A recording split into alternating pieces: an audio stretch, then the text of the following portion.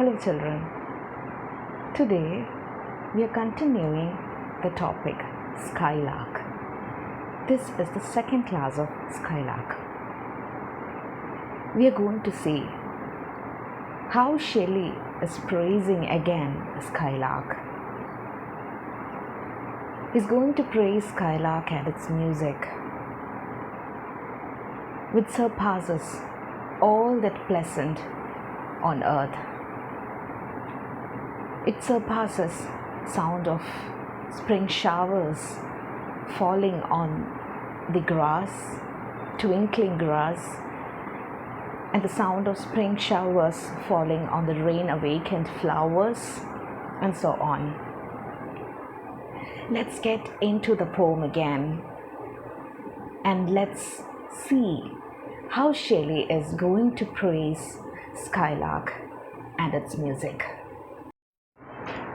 Sound of vernal showers on the twinkling grass, rain-awakened flowers, all that ever was joyous and clear and fresh, thy music doth surpass. Again poetess continuing his praise of Skylark's music. And now he is comparing Skylark's music to sound of spring showers. During spring season, when the rain falls on the grass or the flowers, new flowers, it gives us joy, it gives us freshness. So now he is saying that the sound of spring showers falling on the grass which are twinkling, twinkling, that adds to the beauty of the grass. Two senses of hearing the sound of vernal showers and the sense of seeing the twinkling grass. Two senses are combined here.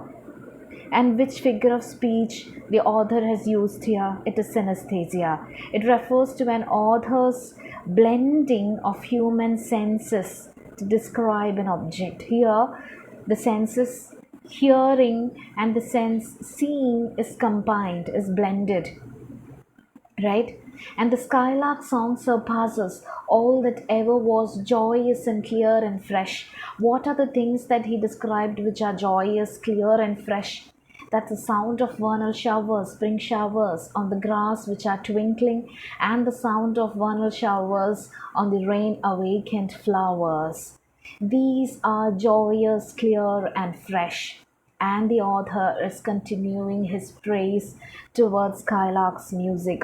All these things are joyous, clear and fresh, but Skylark's song exceeds the pleasant sound of spring showers on the grass and the flowers that are awakened by such rain. This stanza is the culmination of praise for the music of the Skylark. The passage is about spring rains, comes at the end of a series of stanzas in which narrator compares the song of the Skylark to other things. Which were the things he compared to the song of Skylark?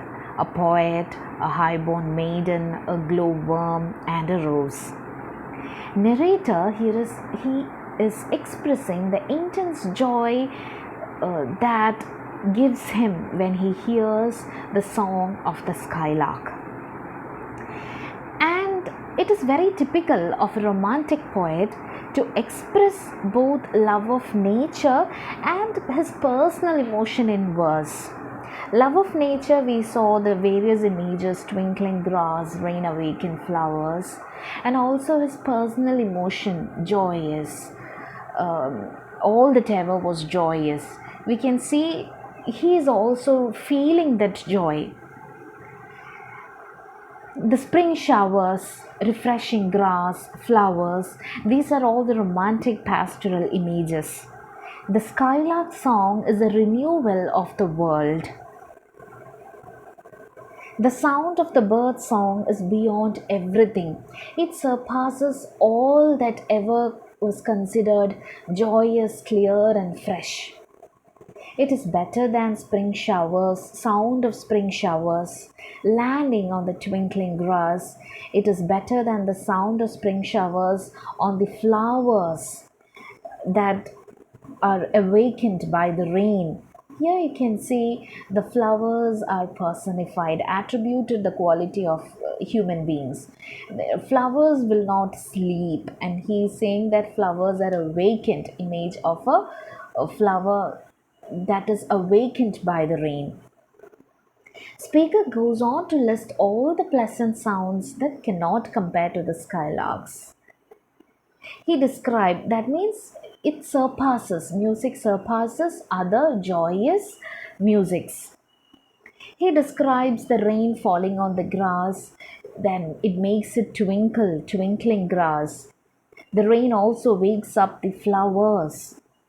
These things are joyful, clear, and fresh as spring shower. But it doesn't match the beauty of the skylark's song. The skylark's music is extraordinary. It is eternal. It doesn't belong to earth, but it belongs to heaven. That is why he is praising like this. It is more beautiful and refreshing than even the spring rains. When compared to the sound of spring showers, to the song of the skylark, the sound of spring showers pales down. Remember, it is an ode and it praises the subject of the poem. The speaker respects and admires the bird, and he says that bird's song is superior to other beauties found in the natural world. We get more images from nature here, right? Twinkling grass, rain awakened flowers. These are all lovely images, fresh images to us. The rains of spring, the pleasant sound, isn't that exciting?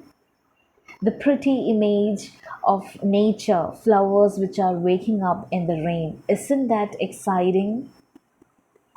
Yes, it is. So, we are moving on to the next paragraph. Teacher's pride to bird, what sweet thoughts are thine? I have never heard praise of love or wine that panted forth a flood of rapture so divine.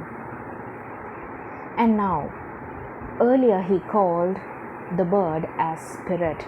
Now it is sprite now, that is like a fairy or that doesn't belong to the earth, which has an ethereal quality, has become sprite now. And the poet can't make out it is a sprite or a bird. And he's asking the bird to teach the sweet thoughts in its song. Teach us what sweet thoughts in your music. And he's also calling thine. It is the tone of reference, right? Is elevating the quality of the bird. Remember, it is an ode. Elevating the subject, elevating the quality of the bird. And I have never heard praise of love or wine that panted forth a flood of rapture so divine. The poet assumes that he has never heard a song of praise of love or song of praise of wine that gives out happiness, which is divine. And he says that birds' song evoke happiness or rapture. That surpasses, birds' song surpasses praises of love. There are two examples also given about love, about wine. Humans often praise these things for its positive effects. But these praises for love and wine also that dwindles into insignificant when it compared to the divine music of the bird. And also you have to note after a long comparisons, here speaker again turns back to the skylark and addresses it. And he is hoping that bird, or he calls it as a sprite. As a poet, he is trying to relate to this flood of art, this song, and has in his life never seen anything that can inspire a person. And also, you have to note here, he has used thine, wine, divine, rapture. You have to keep in mind Shelley is an atheist. Shelley was skeptical. Shelley was not following the religion. And here he is saying that I have never heard praise of wine that panted forth a flood of rapture so divine. Maybe he is talking about the biblical incident when Jesus, in the marriage ceremony at Cana, he was changing water into wine. And people there praised Jesus. And they praised the wine also because they felt it was the best wine that they have ever tasted. They were praising the wine. And here Shelley is actually telling he has never heard praise of wine that panted forth a flood of rapture so divine. Is surpassing this, that praising of wine. He's saying that bird song surpasses all these praise of love and all these praise of wine. Actually, bird song has some divine quality in that. It gives rapture, flood of rapture. But these things lack in the praise of love or praise of wine. The music of the bird has some quality. It gives intense pleasure to the people and it has a divine quality. And he's saying it surpasses the praise of love or praise of wine. Chorus hymeneal or triumphal chant matched with thine would be all but an empty want, a thing wherein we feel there is some hidden want. See the rhyming pattern here: chant, want, and want. Here you can see the ending consonants are same, that is still is same, but there are changes in the internal vowels here. One is A, one is O, and one is O. So you can say it is in half rhyme instead of the more frequent full rhymes. Type of rhyme formed by words with similar but not identical sounds, that is half rhyme. Here t is same but vowels preceding to t are different. Hence we can say it is in half rhyme. And chorus hymeneal, that is song sung at a wedding. Chorus hymeneal sung in marriage ceremony, that is in chorus. And also triumphal chant, that is a great celebratory chant or celebrating music or words that are written to celebrate victory, the song of victory, celebrating some noteworthy victory. Those seem like empty boast. The praises of wedding song and great celebratory chant would be like empty boast when compared to the song of the Skylark. Why he is saying like that? Because in the earlier paragraph we saw the song of Skylark, it gives us rapture so divine. And here it doesn't have any ethereal quality or divine quality in that. That is why maybe the Shelley is saying they seem like empty boast. We feel that they lack something. Chorus hymeneal or triumphal chant lacks something. Of course, it would be divinity. When matched alongside the song of the Skylark, which contains that divine quality. Anything that would even attempt to compete with the bird would be an empty want or an excessive boasting. Other songs would clearly be missing something. Maybe it would be divinity itself. The bridal music at weddings. Here, author is also speaking about chorus hymenal. Maybe hymen, the word hymen takes us back to deflowered. We saw in the earlier paragraph, no? Deflowered, warm winds deflowered. We saw it earlier. The paragraph or the hymen takes us back to deflowered. You have to cross and connect the words in between the stanzas. And triumphal chants also that were written in celebration of military victories would be empty of meaning when compared with the Skylark's song. What objects are the fountain of thy happy strain? What fields or waves or mountains? What shapes of sky or plain? What love of thine on kind? What ignorance of pain? Shelley here continues to wonder what the inspiration for the Skylark's beautiful song might be. What is the source of its inspiration? What is the source of his happy tunes, happy strains? What objects are the fountain, are the source of your happy strain? And he is asking whether is it from the nature itself, is it from your environment itself, is it field or waves or mountain ranges, or is it sky or plain on earth, or is it love of a loved one? And again he is asking about abstract things, or simply you don't know about pain. Is that the reason you are singing your happy strains? Skylark is able to create art or music without knowing pain.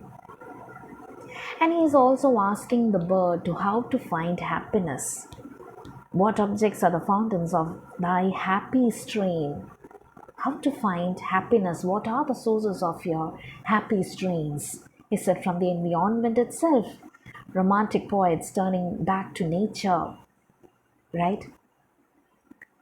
The speaker wants to know from the bird its source of inspiration. Does it come from the land, the sea, or the sky? Or is it from the bird's natural environment that can cause such happy strains? Or is it something more abstract? Love or pain? Is it like that? Skylark belongs to nature. The secret of nature's happiness, maybe it is the ignorance of pain. So in this paragraph, he's asking the bird about its source of inspiration. With thy clear, keen joy ends, languor cannot be, shadow of annoyance never came near thee. Thou lovest, but never knewest love's sad satiety. Here the speaker focuses on the skylark's positive attitude to life. It's such a joyful bird. With thy clear, keen joy ends. And here the clear word is again repeated. No, earlier it was repeated. The sound of vernal showers, all that ever was joyous and clear. Again, he's repeating the word clear. With thy clear, keen joy ends from your music. Languor cannot be. You may not have experienced the drowsiness or idleness or tiredness, or you may not have experienced shadow of annoyance, or you may not have experienced the displeasure or irritation or angriness in your life. Languor or annoyance never came close to the skylark. It was always in love with life in its music. And the speaker doesn't believe that someone who has felt the pain could produce these songs of keen joyance. Bird has experienced the wonders of love, the lovest, and the earlier paragraph, what love of thine own kind. He has experienced the wonders of love, but without love's sad satiety or disappointing conclusions. Pain and languor never came near to the skylark. It loves, but has never known love's sad satiety. It has never known the flip side to love, which is to grow sick of loving. He states that bird has experienced wonders of love without disappointments of love. The skylark is not affected by the sadness of love, which is actually good, so that he can sing the verses of joy. Skylark has never came across the disappointing conclusions of love. He's capable of love. He knows the wonders of love, so that he could sing the music of joy, the happy strains it could sing. So in this stanza, the author is speaking about its music, which is always clear, always produces clear joy music without any languor or without any annoyance. So students, that's it for today's class. We will continue with the discussion of Ode to a Skylark in our next class. Thank you. Happy learning.